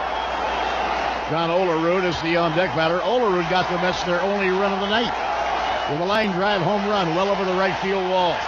The big crowd on their feet here at Shea Stadium. Listen to the volume of the crowd. Rimlinger glances back to second. The pitch hit hard, but it may go foul down the right field line. It's a foul ball. A foul ball off the bat of Melvin Mora. And Mora did hit that hard. Right now, there is nobody on the Mets, with the exception of Roger Cedeno, who is swinging the bat any better than Melvin Mora. He even got a good cut against John Rocker last night. Yes, he did. He hit one almost to the warning track. Mets in desperate need of a base hit here in the last of the 8th inning. You know they're going to have to hit against John Rocker in the ninth. Melvin Mora is the batter. John Olerud is the on-deck hitter. 2 men away. The Mets need a 2-out base hit.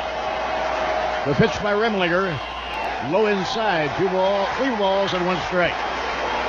So the count goes to 3-1 on Melvin Mora. Pretty good bet that if Mora gets on, we'll see Rocker to pitch to Olerud. I wouldn't be surprised at all. He's ready to go. They have Rimlinger and Rocker both throwing at the same time in the Atlanta bullpen. Braves have a 2-1 lead. They'd love to clinch it here tonight. And the pitch. Outside low, he walked it. So Melvin Mora has worked out a walk. Now the Mets have the tying run and the leading run on first and second with 2 men away. And a left-hand hitter, John Olerud, is coming up. Bobby Cox is coming out of the dugout, going to the mound, and he's going to make a double switch, and he's going to bring John Rocker into the game. John Rocker, the tall, very hard-throwing left-hander, finishing out his first full year in the National League. He pitched for the Braves last year, enough so that he was not eligible for Rookie of the Year honors. Tremendous year for Rocker, 38 saves. That's only 1 less than the Atlanta club record set by Mark Wohlers. This is the 3rd time in this series that the first man Rocker will face will be John Olerud. The first 2 times he struck him out, and John Olerud is now 0 for 9 against John Rocker. Rocker already has saves in 2 of the games in the League Championship Series. He will come to the plate 93, 94, 95 miles per hour. He is from Statesboro, Georgia. Last year, he pitched at both AAA Richmond and Atlanta. And this year, of course, became the closer. And Terry Lightenberg went down with an injury and was out for the year. So here we go. It's up to John Olerud to try and hit John Rocker. Runners on first and second and 2 men away in the last of the 8th inning. The stretch by Rocker. The pitch. Foul ball hit back into the crowd. No play. And a 1-strike count on John Olerud. Olerud provided the Mets with their only run of the 6th inning with a well-hit line drive home run, his 20th of the year. And that gave the Mets a 1-0 lead. They lost that in the 8th inning on back-to-back home runs by Brian Jordan and Ryan Klesko.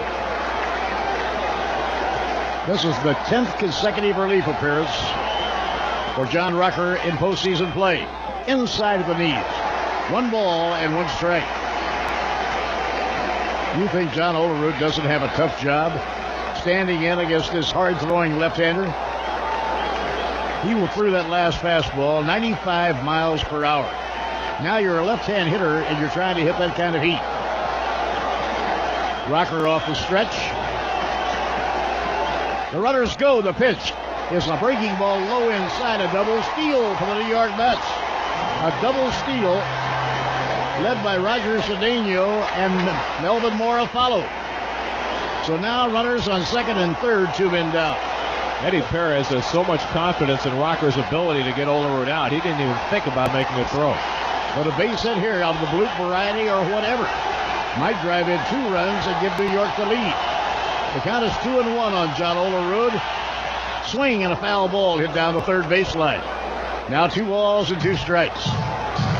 I can't imagine a tougher job in baseball if you're a left-hand hitter than to go up to the plate and have to hit against John Rocker. Maybe Billy Wagner, maybe Randy Johnson, but that's about it. They're all in that same class. Billy Wagner of the Astros, incredibly strong. Of course, John Olerud hit a home run against Randy Johnson. Yes, he did. First time in, 2 years that a left-hand batter had hit a home run off Randy Johnson. Rocker now into the stretch. It's 2-2. And the pitch. Bouncing ball hit toward the middle of the diamond. Off the glove of the shortstop. Tying run is scoring. Coming home is Mora. 2 runs are in. The Mets are in front. The Mets are out in the front. Melvin Mora scores the run that puts New York ahead. A ground ball by John Olerud. That should be scored a base hit. Bounced it up the middle. The shortstop, Ozzie Guillen, who had just come in the game, got his glove on it, but he couldn't pick it clean. It rolled off of his glove into the outfield, and 2 runs come in. The Mets are back in front by a score of 3-2. Well, with Rocker on the mound, they play the shortstop over toward the hole, figuring Olerud would not get around, so Guillen had a long way to go to his left for that ball. He had just come in the game on the double switch. And Ozzie Guillen, who doesn't have quite the range he used to, had that ball go right off the tip of his glove, and the Mets go back out in front. John Olerud has knocked in all 3 runs for the New York Mets. Now the hitter is Edgardo Alfonzo. The Mets lead 3-2. And the pitch, swing and a miss. What a night for John Olerud. Ozzie Guillen had just come in on the double switch. He came in at the same time with John Rocker, and wouldn't you know it, the first batter finds him and hits the ground ball toward him. He covered a lot of ground. He got there, got his glove on it, but he couldn't hold it. It went off his glove and into the outfield, and 2 runs are in. Pitch to Alfonzo, a strike call to the inside corner. Both of those runs will be charged to Mike Remlinger. So Olerud finally gets a hit off Rocker. And Eddie Perez's decision not to make a throw on that double steal, they really cost the Atlanta Braves. Boy, that gamble by Bobby Valentine, the double steal paid off handsomely for the New York Mets, putting 2 men in scoring position. Alfonzo is the hitter, the pitch. And a swing and a miss, he struck him out. So Fonzie goes down on strikes. But the Mets score 2 runs. There were 2 hits and a man left on. Now at the end of 8, fasten your seatbelts.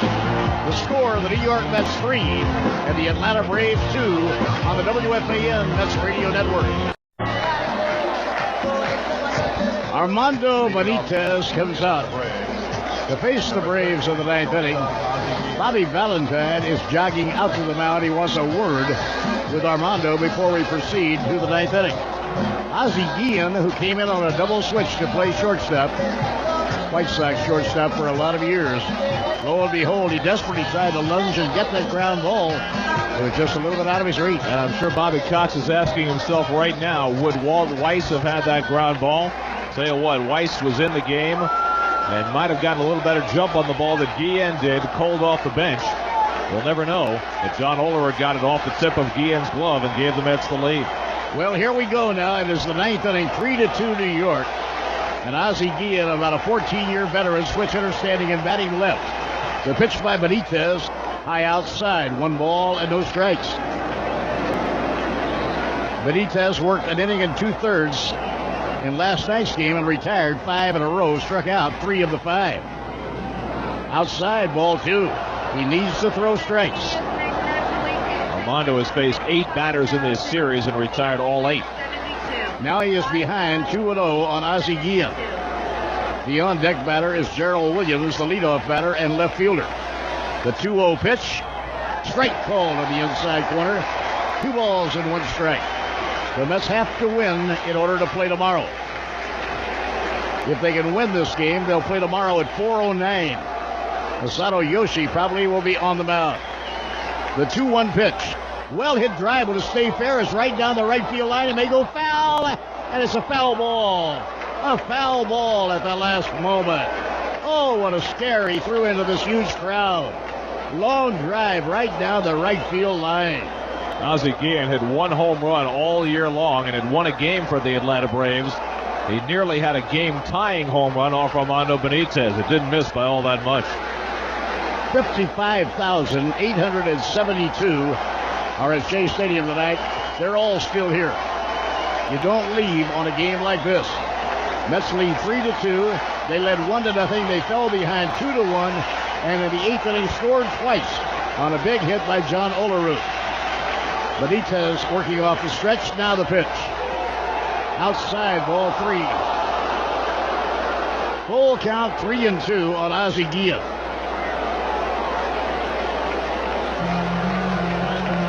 Game 5 of the series would be tomorrow afternoon at 4:09. Greg Maddux would be pitching for the Atlanta Braves. And Masato Yoshi for the New York Mets. The 3-2 pitch. Line drive hit hard to right field, playable. Back goes Cedillo, reaching out, makes the catch. Cedillo makes the catch. Boy, Ozzie Guillen, for a light hitter, not once but twice, hit the tar out of the ball thrown by Armando Benitez. Well, Guillen trying to get some redemption after having that base hit go off his glove, and he hit a couple of balls very, very hard. You have to wonder whether Benitez is pitching a little bit tired here tonight. Well, he could be, and this is a game of redeeming features. You know, Guillen went to the plate saying, I've got to redeem myself for not handling that ground ball. Now 1 out and nobody on. 9th inning, Terrell Williams, the left fielder, a right-hand batter, is up. The pitch by Armando. High fly ball, not very deep, should be easy. Under the ball to Cedillo. He's waiting, makes the catch. 2 men down.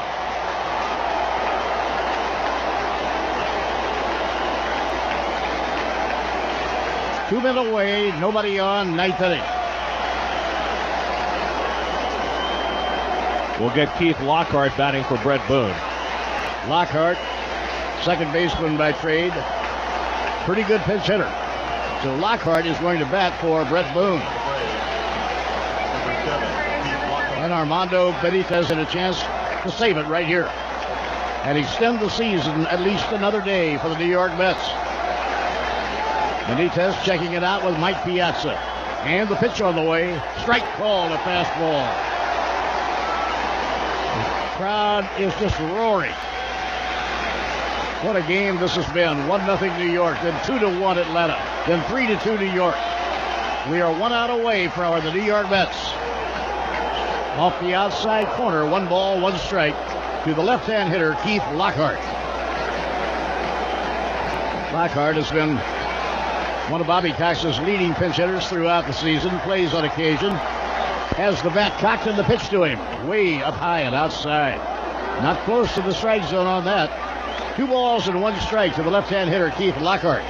And, of course, Chipper Jones is waiting on deck. The Braves' #1 hitter all year long. He had 45 home runs, set a record for a switch hitter. Broke Todd Hundley's old record. So Chipper Jones waiting on deck. Benitez hopes to end it right here. And the count is 2-1 on Keith Lockhart. The crowd standing and roaring. Benitez getting ready. Now the pitch. Swing and a miss. 2 balls and 2 strikes.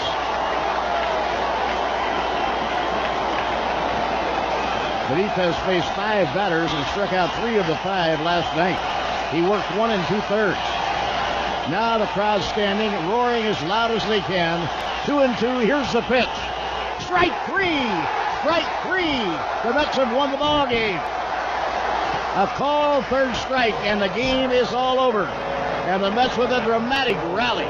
In the last of the 8th inning, John Olerud, the offensive hero for New York, he hit a home run, and then he hit a single off John Rocker.